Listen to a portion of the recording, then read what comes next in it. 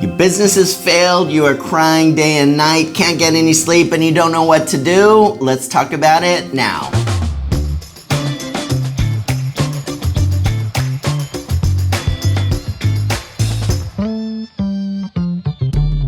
So if you've had a business failure, there's a number of things that you need to look at. And the first thing is that you need to ask yourself, is it a capital F fail or is it a lower F fail? In other words, is it just truly, totally a failure where there's no recovering?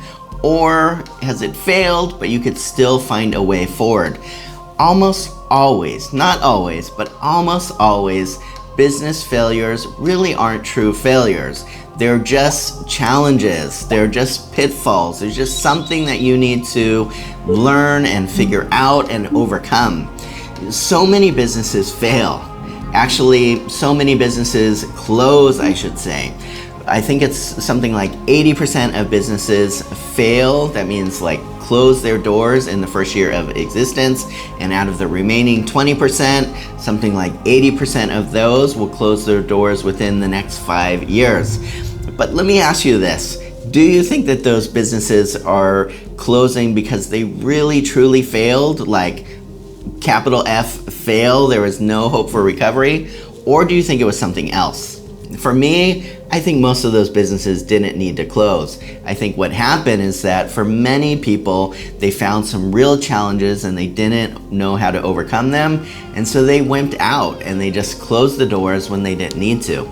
If you're gonna start a business, you have to realize that it's gonna fail and fail and fail and fail and fail. That's just part of it. Then guess what? It's gonna succeed and succeed, and then it's gonna fail some more, and then it's gonna succeed, and then it's gonna fail. That is part of owning a business. My businesses are failing and succeeding parallel pretty much on a daily basis. My oldest business is around for 14 years. There's still things that are failing, but it's lowercase f.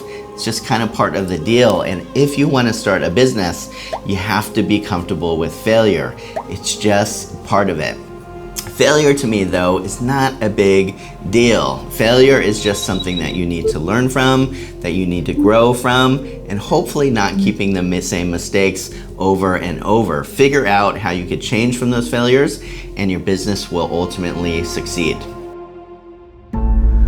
Second thing you need to do when you have a failure in your business is do a SWOT analysis. So SWOT analysis is acronyms that stand for strengths, weaknesses, opportunities, threats.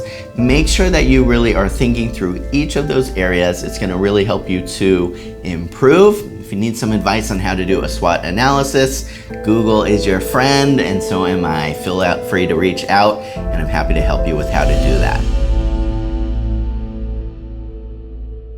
The next thing you need to do if your business has failed is you need to go back to the drawing board and ask yourself two things. And the first one is, do you have a really consistent brand? Is your business recognizable to people? If you had to describe your business as a person, what are the characteristics that you would give it? Your business needs to have a personality and something that people could identify with, and they need to be able to quickly know what your business does and who your business is meant to relate to. If you do that, you'll find an audience over time that will be attracted to you, and that's gonna help you to overcome that type of failure. Second thing you need to do is make sure that you have a really clear target audience in mind that you want to reach out to. Mostly these are called buyer personas, and what those are is fictionalized representations of the people that you want to reach in your business. I often give them a name. So for example, in Purple Cow Agency, one of our buyer personas is a CEO, so we will call him Charlie CEO, and that's someone that we would seek to have a really clear understanding of what makes them tick. So when we do marketing or sales or create materials, it's relevant to that buyer persona. So if your business is failing, make sure that your branding is clear and that your buyer personas are clear.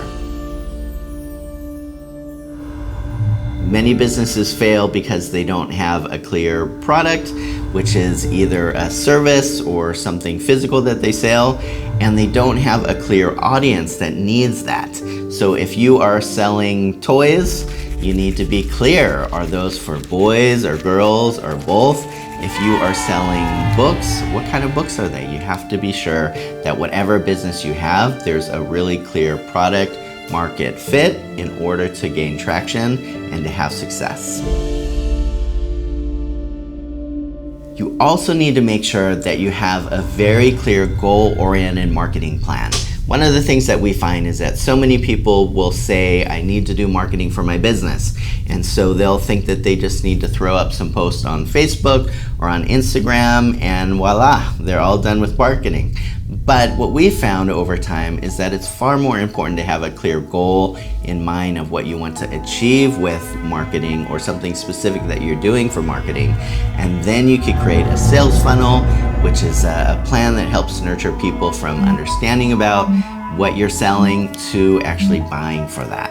So have goal-based marketing with a very specific goal in mind and a plan to get from the starting line to the finish line. Last but definitely not least, make sure that you have a very clear action-oriented sales strategy that takes people from being a lead or somebody interested in your product or service to someone that actually buys what you have to offer. Sales is the lifeblood of any business.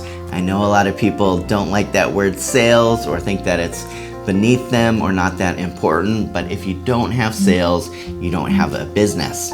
When I first started Purple Cow, I honestly almost quit the first day because I figured that if I didn't sell a website to a client that I wouldn't have any to build. And I had the worst impressions of what a salesperson needs to be. But these days I know that sales is just using my ears more than my big mouth and making sure that I'm doing my best to listen to people's needs and trying to help them out the best I can. That's sales. If you have a business failure or any questions about what to do with a specific area of your business that is failing, feel free to reach out. I'm always here to help. As always, guys, thank you for taking the time to watch and take care.